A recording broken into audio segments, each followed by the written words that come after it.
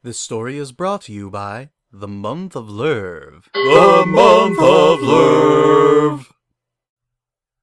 Hot Cocoa with Marshmallows by TheWraithWriter. And read by Goombasa. You know, we could always go someplace else, Magnum said, the slight frown on his muzzle almost completely hidden by his mustache. Rarity waved her father off. And force you to miss out on seeing those two dashing Germain stallions and their white chimeras? I couldn't ask you to do that and still call myself a lady. Rarity smiled at Magnum as she paused in the doorway of the boutique. Her mother and sister waited outside in the carriage, her mother fussing as Sweetie Belle bounced excitedly in her seat. I still feel guilty, Magnum said, even his mustache drooping a little. It's not your fault air travel doesn't exactly agree with me. Rarity gave her father a hug. Now, off you go, and try not to get into a gunfight this time. Magnum scowled. Oh, that one time! Rarity gave him a look. Magnum's mustache twitched. Fine, 6 times. He smiled. Okay, I'll try not to get into a gunfight. Rarity smiled and gave her father another hug before he dashed to the carriage, getting in as it began to clatter off. Have fun, you three, Rarity called, waving at them as they vanished into the sunset. Once the carriage and her family vanished from her sight, Rarity pulled the door of the boutique closed and double-checked the sign, making sure that the side that spelled out closed faced the street. With that finished, she swept into the main room. Sweetie Belle off to Las Pegasus, no orders due, and no superpowered evils scheduled to return this week. Whatever will I do to occupy my time? Rarity chuckled. For starters, I should probably stop talking to myself. She looked around the room again just to make sure she was alone before saying, I shall curl up with a delightfully raunchy romance novel, of course. After another check to make sure no pony had heard that, Rarity retrieved the aforementioned piece of literature from its hiding spot behind a very large chest of cloth and gems. She smiled at its title, Springtime for Twilight. She had no idea who the author really was, because who honestly would allow their name to be Butterflush? But she knew it had to be some pony that lived in Ponyville. It would explain the surprisingly accurate portrayal of Dear Twilight. Although whomever they were, they certainly had a few rather adventurous ideas about the librarian's relationship with Princess Celestia. Rarity fluffed up the pillows on the couch, preferring to read there because she could snack all she wanted without fear of crumbs in her bed, and opened the book to where she had left off. A few hours later, she was jarred from her reading by a sudden knock at the door. Rarity looked up from her book and looked to the door with a quizzical tilt of her head. Who would come calling now, especially at this time of night, and with the sign on the door clearly saying, closed? For a moment, Rarity thought she might have imagined the knock. It was raining outside, and it could have very well been thunder. But just as she was shrugging, the sound repeated itself. The unicorn tucked her book beneath a pillow and trotted over to the door. Clearly some pony was having some sort of fashion emergency to act so uncouth, and Rarity certainly couldn't just ignore that. But when she opened the door of the boutique, she was rather surprised to see not a mare with a soaked dress or a stallion with a rumpled suit, but rather a cream-colored mare clad in a garish yellow raincoat with a light blue mane slicked back by the rain, looking as nervous as a filly on her first day of school. Coco?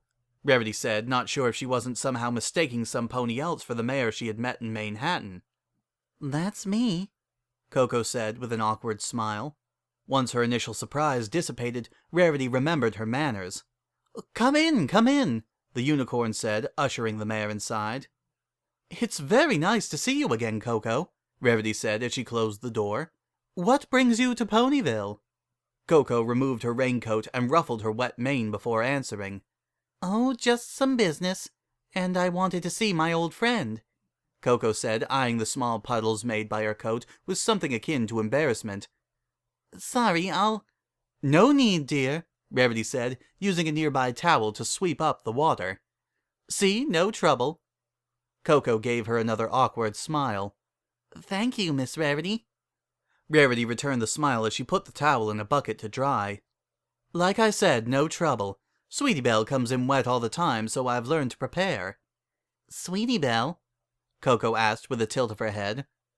My little sister. Your sister is here? Coco asked, suddenly sounding nervous. Rarity shook her head. Not today. She's off on a trip with my parents, so it's just me here. Coco let out a sigh of relief. Oh, I was worried for a moment. Whatever for? Coco reached into her bag and brought out a large glass bottle full of dark red liquid.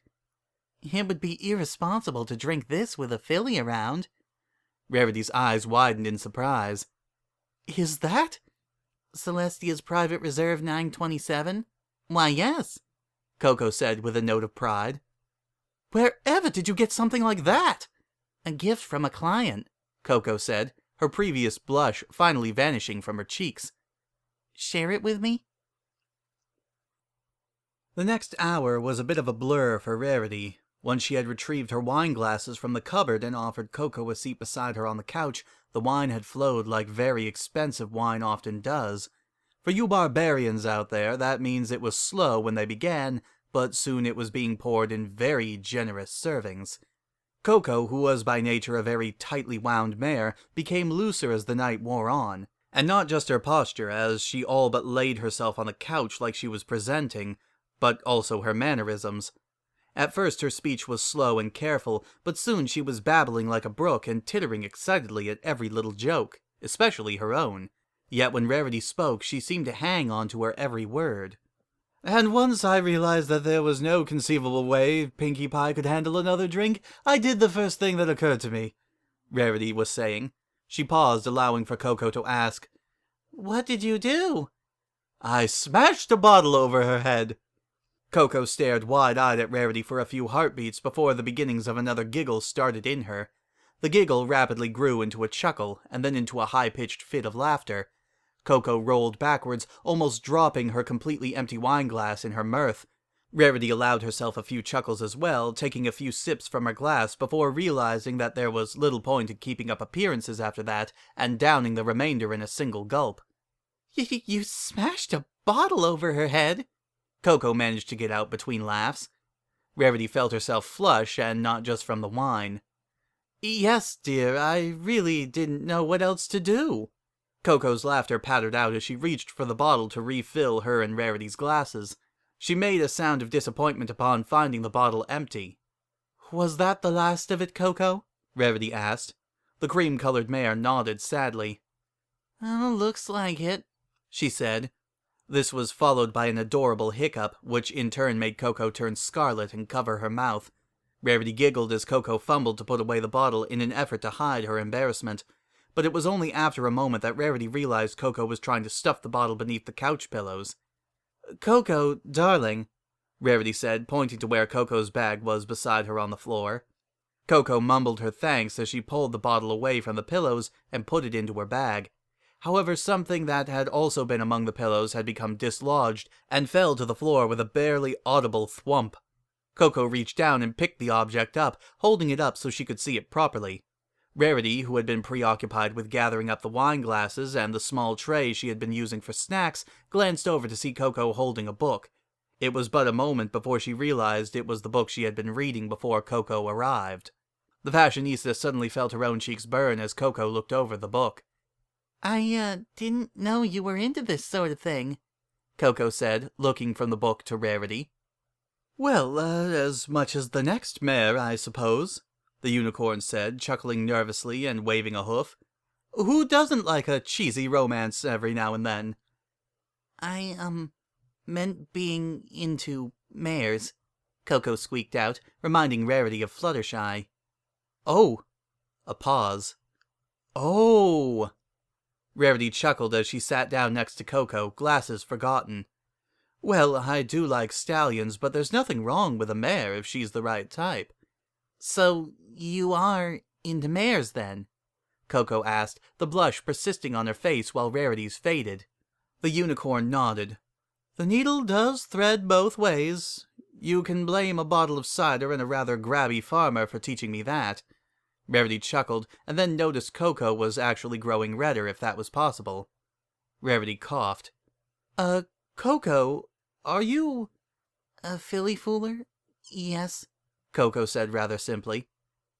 Oh. A long, awkward silence. She didn't approve, Coco said suddenly. Sorry?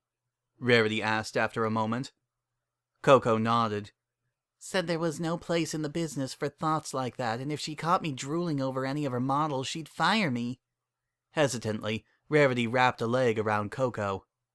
I'm sorry you had to go through that, dear. Coco blew a breath out her nose. Don't be. The models never interested me anyway. Oh? What sort of mare does interest you, then? Coco looked into Rarity's eyes, perhaps thinking the question a jest of some sort. After a few moments, she looked away and said, She would have to be smart and creative, inclined to fashion, so we would have something to talk about. Sounds just right for you. Coco looked to Rarity again. She'd have to be pretty. Rarity chuckled. Of course. And she would have to be very generous. Coco leaned against Rarity, snuggling close. A kind soul that gives to others without expecting anything in return. Sounds like quite the mare. Meet any pony like that? Coco nodded. Yes, I did. And she left her mark on my heart without even realizing it, Coco said softly. Rarity leaned in closer so she could properly hear Coco, engrossed in what the mare was saying. Really? Yes, Coco whispered. And if you saw this mare again, what would you do? Yet another blush spread across Coco's cheeks, but it didn't deter the mare. If I saw her, I would go up to her and tell her everything I loved about her. And then... Coco swallowed anxiously. And then I would kiss her, if she'd let me. Rarity smiled warmly. I think that's a safe bet. The small smile that stretched Coco's lips was like a hearth-warming tree lighting up beside her. And the sudden, deep, tongue-probing kiss that Coco planted on her was like a bucket of ice water.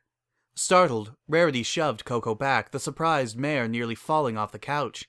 Upon regaining her balance and seeing Rarity's startled expression, Coco turned such a deep shade of red, Rarity feared it was permanent.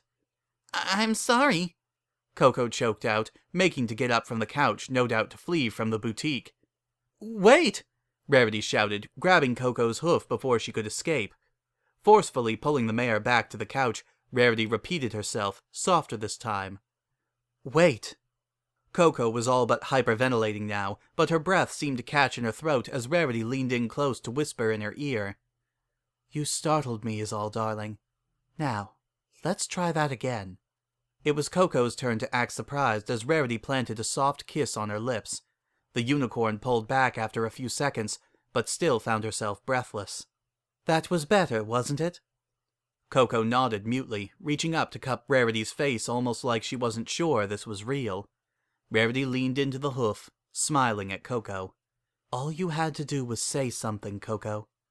Coco let out a few breathless laughs. Didn't realize I was talking about you before?